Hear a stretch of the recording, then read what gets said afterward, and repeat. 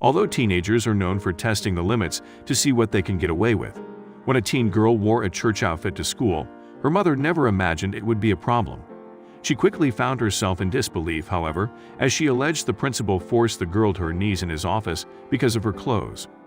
When Amanda Durbin, a 17-year-old student at Edmonson County High School in Kentucky, paired a mid-length, red and black sweater dress with black leggings, the result was a mortifying day for the high school senior.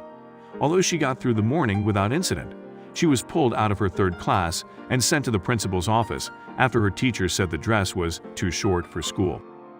Although Amanda considered the dress something normal from her closet, the teacher felt the outfit was too revealing. "I felt like I was somebody that had done something wrong even though I know I hadn't," Amanda recalled, and her mother agreed, arguing that it was fine enough to wear to church, even though the school didn't think it was appropriate for the classroom.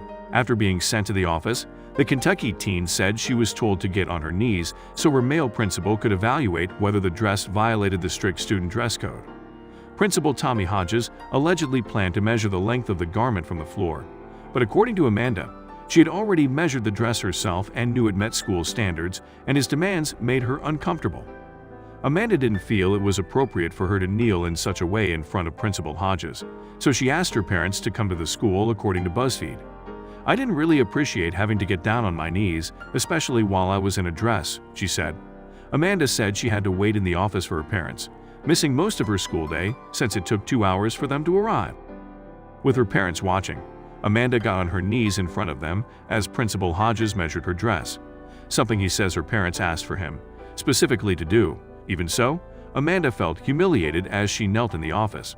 When she passed the test with her dress coming in under the required 6 inches of space allowed by the dress code, she said the principal then made her raise her arms to see if the dress would ride up.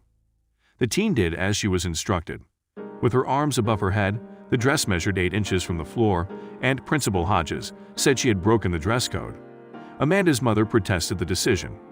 "I've had people saying that's something they would wear to church. If it's appropriate for you to go to church in, why isn't it appropriate for you to go to school in?" she asked. Whether the dress code is a little more strict or a little more relaxed, we're a different entity than everything that has been mentioned, Hodges said. "We're not a church, we're not a business, we're a school. It's where kids are learning, and we're trying to educate them every day." According to the school, the dress code had been the same for 3 years, but administrators had only recently begun to pay more attention to it. "We told the teachers we need to be more consistent, and we need to look at the dress code to make sure we're enforcing it," Principal Hodges explained. "If the gap between the floor and the garment is more than 6 inches, it's out of dress code." Every school's full dress code should be outlined in the student handbook and available to parents, and Principal Hodges, who was only following the policy as it was outlined in the handbook, said he was open for discussion if the community felt changes were needed. Perhaps this can serve as a lesson to other parents. Review the school rules and make sure they are being enforced properly before they are broken. Know what hoops your child will be forced to jump through before it's your daughter on her knees, raising her arms as a male administrator watches and measures to decide whether her dress is too short or rises up too far. If that sounds unnecessary to you, the time to insist on change is before such an incident occurs. It's reasonable to have dress codes, but the implementation must be reasonable as well and shouldn't require theatrics such as these.